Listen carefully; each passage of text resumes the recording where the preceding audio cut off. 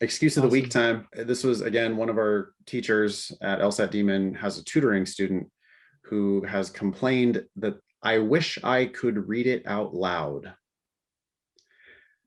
What do you think of that? Is that a valid excuse, or do you think that that's an excuse that's hindering this LSAT student? Yeah, I don't know really what to make of it. I mean, you can wish for things and um not still charge ahead. Is this person actually like complaining? I think that most excuses are damaging to the student. I think that students come up with lots of reasons for not understanding, and they come up with lots of reasons for not being careful. Mm-hmm. And I think part of our job is to just kind of redirect people when they are using excuses that are irrelevant and or nothing you can't do anything about it. And it's just like, I feel like it's a waste of time, it's a waste of energy. And it's like, people do that thing where they give themselves permission to like not get it. You are not allowed to read out loud on the LSAT. I mean, but you're not allowed to read out loud during your law school exams either. And you're not allowed to read out loud, I don't think, from counsel's table in court. I mean, what if there's a document that gets disclosed to you in the courtroom? I'm not sure how often that actually happens, but I imagine it happens sometimes. Or what if you have to go back and reread some document in your copious files that you have, and you have to reread that quickly sitting there in the actual courtroom or in a meeting? Probably more likely you're in a meeting Yeah. with clients or with opposing counsel or with a judge or with whoever. You're in a meeting, a professional meeting, and you have a document that you need to figure out what the fuck it says quickly. You're not going to be sitting there reading that out loud. I mean, you can't So do it. So you're saying this person is making an excuse for their inability to understand something by saying, well, I can't understand it because I can't read out loud, but if I could, then I would understand it. right, And and I like don't. just focus on trying to learn how to understand it. One, you're going to have to get over it. So why are you complaining about shit you can't do anything about? It's a thing that we hear a lot in our classes. People chime in, and somebody says it, and then five other students chime in. Oh, me too, me too. Mm-hmm. And it's like, I don't think you're doing yourself any favors there, because it is something that if you're going to be successful in the legal world, you're going to have to learn how to read documents without reading them out loud. Also, I submit that it doesn't help you anyway. When I read out loud, I mean, I read out loud more than most common folk do because I teach LSAT classes where I have to read out loud. It takes vastly longer to read out loud than it does to read silently. You're doing a physical activity with your mouth and your vocal cords that you wouldn't be doing otherwise. It's extra work to read it out loud, and it takes longer. And sometimes you're so focused on getting the words out of your mouth that it like interferes with your understanding of those words.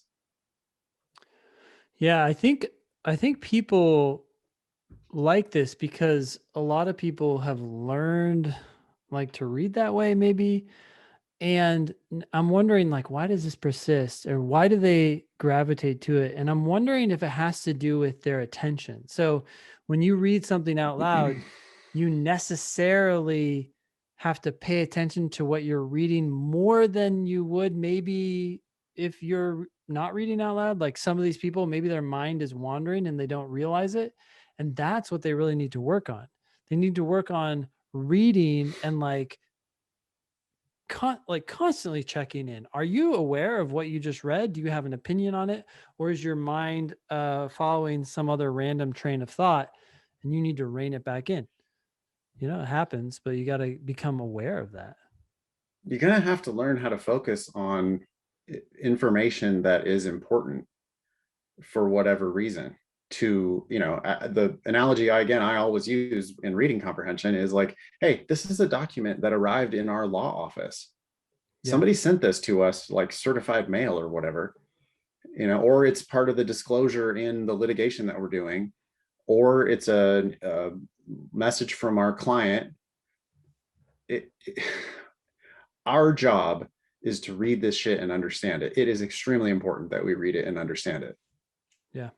And you using the excuse of, well, I wish I could read it out loud.